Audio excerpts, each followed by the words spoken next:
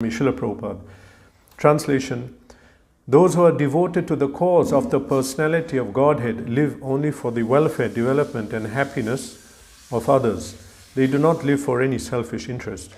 So even though the Emperor Parikshit was free from all attachment to worldly possessions, how could he give up his mortal body, which was shelter for others? Purport: Parikshit Maharaj was an ideal king and householder because he was a devotee of the personality of Godhead. A devotee of the Lord automatically has all good qualifications, and the emperor was a typical example of this. Personally, he had no attachment for all the worldly opulences and in his possession, but since he was king for all-round welfare of his citizens, he was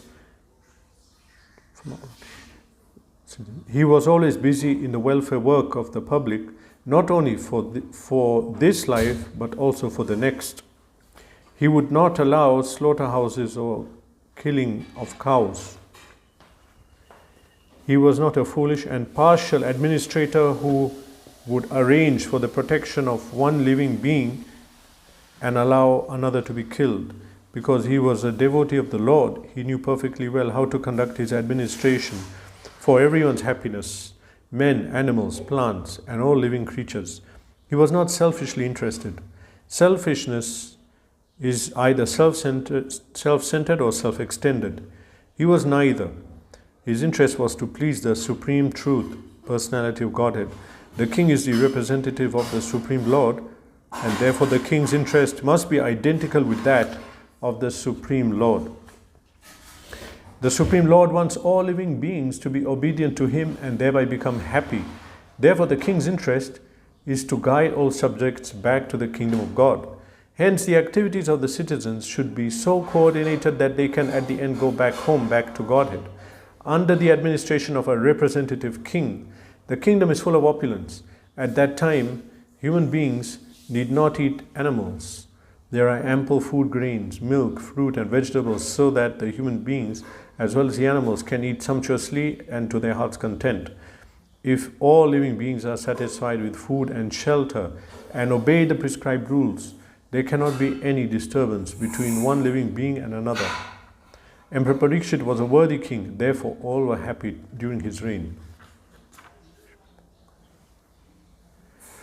Nama Om Vishnu Padaya Krishna Prashthaya Bhutale Shrimate Bhakti Vedanta Swaminiti Namane Namaste Saraswate Deve Gaura Vani Pracharine Nirvishesha Shunyavadi Paschata Deshatarine Jai Shri Krishna Chaitanya Prabhu Nityananda Shri Advaita Gadadhara Srivasini Gaur Bhaktavinda Hare Krishna Krishna Krishna Hare Hare Hare Rama Rama Rama Hare Shivaya Lokasya Bhavaya Bhutaye Yo Uttama Shloka Parayana Janaha Jivanti Natmartham Asau Parashayam Mumocha Nirvidya Kutta Kalevaram. Those who are devoted to the cause of the personality of Godhead live only for the welfare, development and happiness of others. They do not live for any selfish interest. So even though the emperor, ideal king, what is an ideal king? We have to understand what's the duty of the king. People don't know nowadays. But the duty of the king is that he has to take care of, as it says in the purport, citizens for this life and next life. That means spiritual and material needs are provided. So materially, if anybody is not able to eat in the state, that's a failure. If for some reason they're not able to eat due to poverty, that's a failure. Or if someone got injured by some miscreants within the kingdom, then also failure of the part of the Lord, of the king. He should provide food, protection and facilities, and that's one side. Other side, spiritual also. So, only a devotee can be an ideal king, because everyone has some selfish motives. Everyone has wants to fulfill their own desires. But ideally, not only for the king, for the Kshatriya, but in the Varnashram institution, one can only do their duty properly if there's minimal selfishness. then they are not acting for themselves. We are meant to act for Krishna, even in our prescribed duty. So the king, if he's a devotee, he's thinking, I have to do my duty because Krishna has said it. So he'll do his duty to provide for the citizens, and materially and spiritually. How can he provide spiritually if he's not a devotee, or he's not inclined for spiritual things?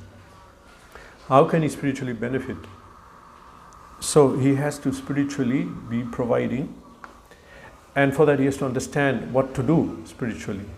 Only a devotee knows God and knows the proper purport of the Vedas, because actually everything is revealed by Krishna, and knowledge is revealed by Krishna, and actually the Vedas, Vedescha sarvam aham eva vedya. Actually all the goal of all the Vedas is to know Krishna. So only a devotee can know the Vedas. Only he knows. So only a devotee can be ideal king, and Parikshit Maharaj, due to being a devotee, was ideal king and also ideal householder. Householders also have duties to perform, but they have access to a lot of sense gratification, so they can be misled. It's easy. Not so easy if one is in an ashram, brahmachari ashram. But if one is, if someone is determined, then, but if someone is fixed, if someone is in a householder ashram, then it's requires one to be devotional.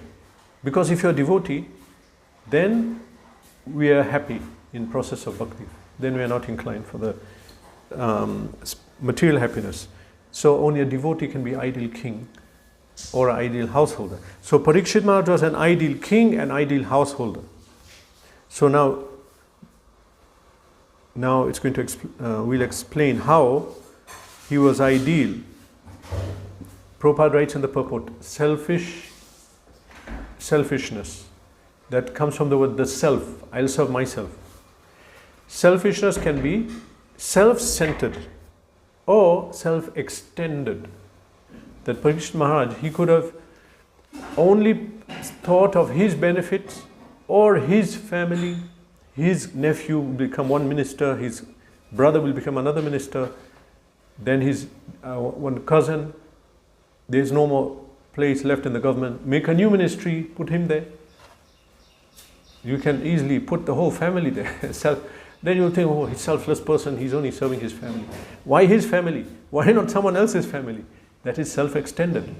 Only take care of your, So, self-centered and selfishness. Self-centered and self-extended. He was neither. It's mentioned here. So now, Parikshit Maharaj as a king, he was only absorbed in doing Krishna's work. Because here the sages are asking that, first they comment that those who are devoted to the cause of the personality of Godhead live only for the welfare, development and happiness of others. How does such a thing happen like that? Generally we are very far from that. We're not so near to that ideal that we live for other people, their development, their welfare and their happiness.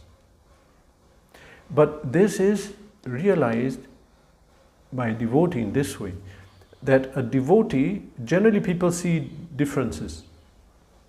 I'm different, everyone's different, Supreme Lord is different. There is one word that's used in Bhagavatam when the 4 Kumaras were giving shiksha to Prithu Maharaj. So there they said one thing, that, and Prabhupada writes in the purport, how just like in a dream, the dreamer and the dream are different, but when they wake up they're the same. And he also said the super soul, that we are serving the super soul, but when one becomes self-realized, then soul and super soul are one. Sounds like Mayavad, but then that's the verse Prabhupada qualifies, explains, because it's I'll repeat again, just like the soul and the super soul are different, but when he becomes self-realized, he realizes it's one. Just like in the dream, the dreamer and the dream are different, but when we wake up, it's the same. So this is the analogy given. Now the explanation is this. First of all, in a dream, when we are dreaming, we are there, we are doing everything. But when we wake up, the dream is not there. Rather, I am there and I am doing everything for myself. Okay, it's not a dream anymore. I am there and I'm practically able to do everything for myself. Okay, and this main point that the soul and super soul become one, when they realize, Prabhupada explains this like this, that the soul has his own plan, super soul has his own plans. Krishna should be, his is the real plan, ours is not our plan. So when one becomes self-realized, he doesn't have any plan for him. They don't see their happiness. They maintain individuality. It's not that one loses individuality, but the purpose of existence and of action, everything of the jiva is fully only for the Lord. He doesn't see his food, and in extreme stage, he will not eat, he will not sleep, he will just serve the Lord. But Krishna takes care of him. So in the same way, a devotee who becomes realized, he doesn't think of his own benefit at all. And so his mind and his desires are one with the desires and the mind of the Lord. There's no difference. In this way, a pure devotee is, and that Prabhupada uses the word merge in that purport. He's merged with the Supreme Lord in terms of his desires and his actions. So everything he does is for the Supreme Lord. So in that way, there's no separateness. He's just acting fully. So Parikshit Maharaj, it says here that he lived only for the welfare, development and happiness of others. This is different from a mundane person who's so dedicated to helping humanity. It's not in that way. Rather, Parikshit Maharaj was a devotee and wanted to fully serve the Lord. And he understood that what does the Lord want? He wants only, he said that his interest was only to please the Supreme Lord. And therefore the king's interest must be identical with the Supreme Lord. Supreme Lord wants all living beings to be obedient to him and thereby become happy. Therefore the king's interest is to guide subjects back to the kingdom of God. Krishna's interest is we come back to him and we follow the injunctions of Vedas, because that is in our self-interest. So Parikshit Maharaj, being a devotee of the Lord, he was fully surrendered to the will of the Lord, and this was what he wanted. The Lord wanted that the mass of people come to him and worship him and practice Bhagavad Dharma. So Parikshit Maharaj did this. As a pure devotee of the Lord, this was his own interest. And therefore, he lived only for welfare of others. Welfare, spiritual welfare. He kept thinking about that. And development. Development doesn't mean flyovers, metro. It can also mean, it means also that's material development, okay? But here we are referring to spiritual development. This is the real life. This is the real welfare. Real welfare is spiritual welfare. That everyone is having opportunity to practice Dharma and they have access to the knowledge and guidance. Okay, and second, development. People are gradually developing. Developing means I'm at this stage today, tomorrow I'm at that stage. Then another stage, developing, coming higher. So we are constantly coming at a higher state of consciousness and knowledge. We should also be aware of that what state we are at, because we are given this life, day by day the days are going. So the days are going, I heard once, that what is the most valuable thing we have? I gave the hint already. What is this? Huh? Yeah, time. Time is the most valuable thing. Why? Because in due course of time, we can get the kingdom of God, we can get Vaikuntha. if someone's after jewels, then we should understand Chintamani Prakarasad Masukal Paviksha. Goloka is made of jewels. Why you're after these little jewels in this material world? Of course, we shouldn't go there for jewels. We should go there to serve the Supreme Lord. But it is in our interest. So, but I'm not there, I'm here. How do I go? I have to perform bhakti.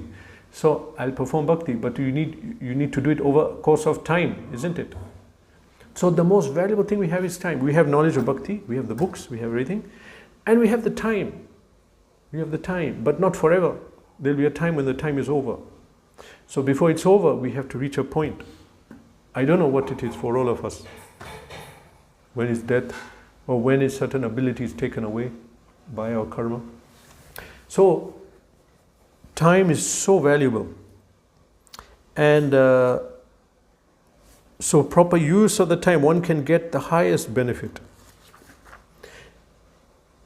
Now, he used his time and everything to serve the Supreme Lord for the benefit of others. Only a devotee can do this. He's thinking about other people. And of course, he's thinking about his welfare.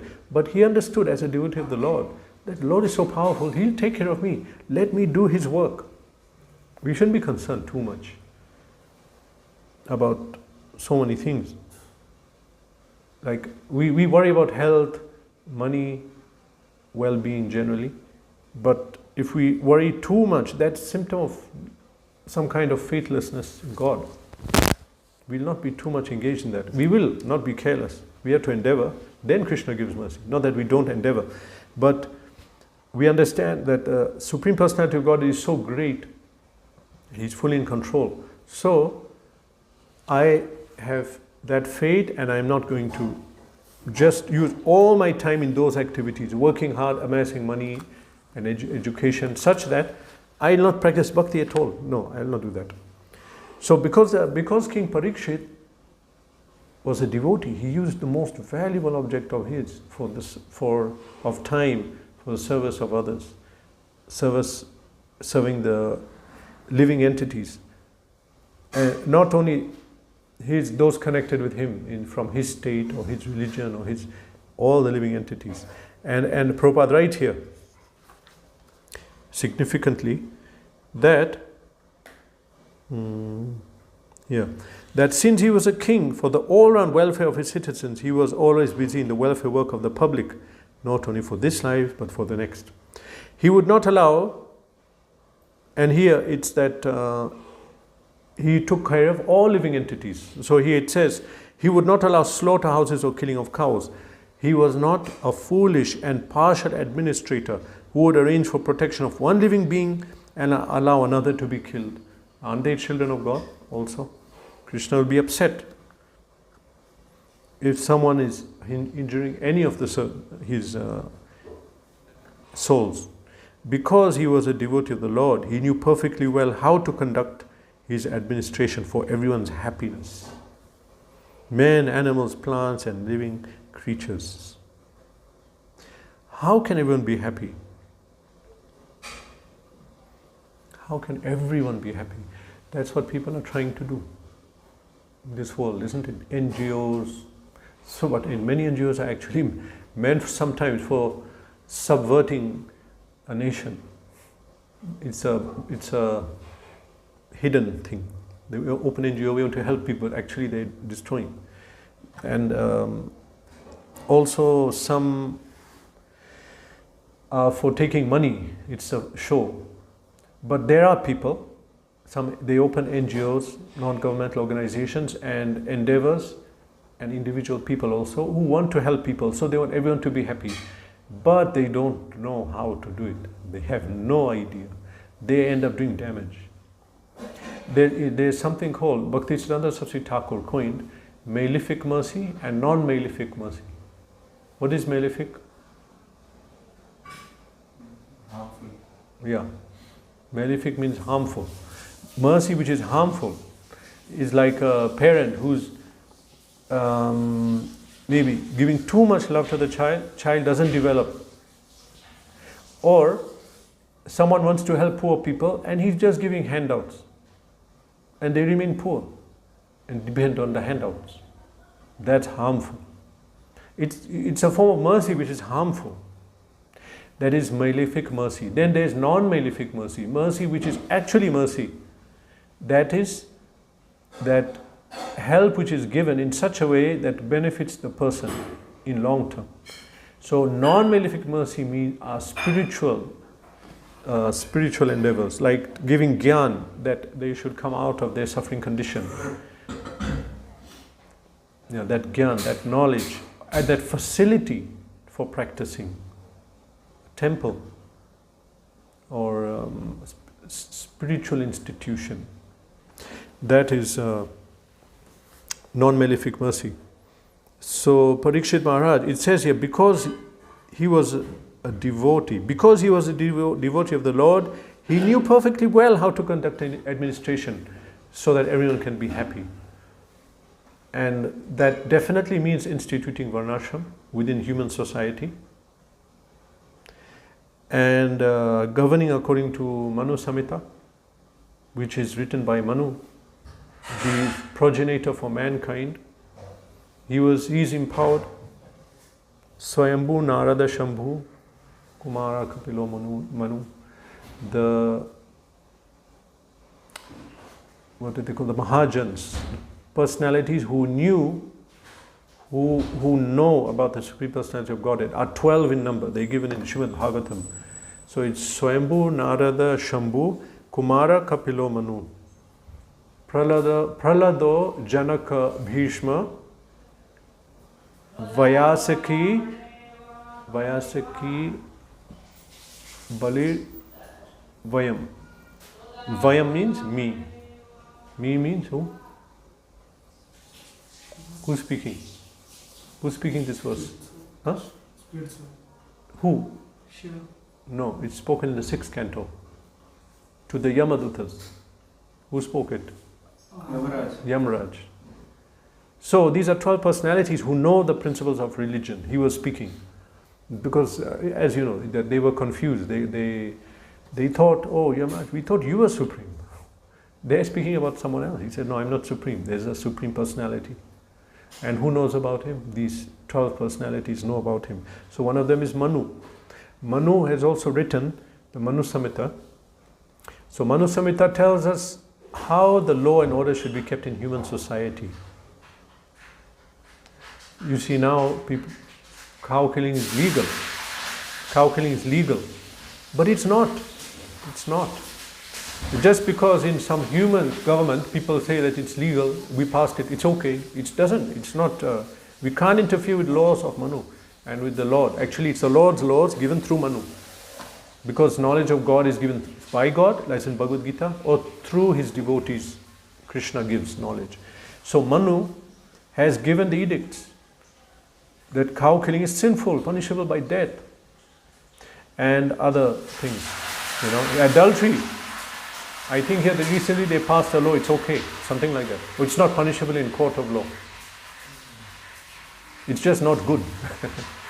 But it's severe punishments are there in the Vedic system. So, for us to be happy, we have to follow orders of God, not man-made gods, of people who are drinking liquor and eating meat, and themselves may be engaged in illicit relation with women. They cannot get the fine intelligence to know what should be practiced and what should not. They cannot.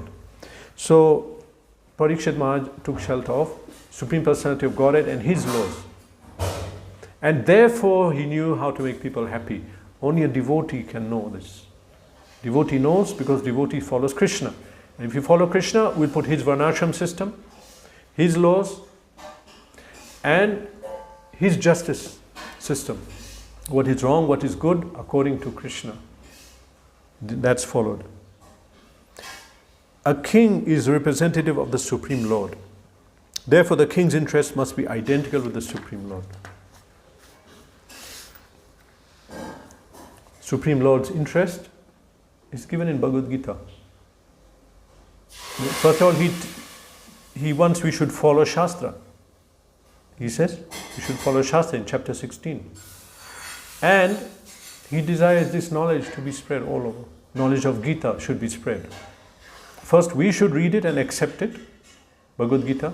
Krishna gives the knowledge of Gita and says that whoever reads this, whoever takes this knowledge will know perfection.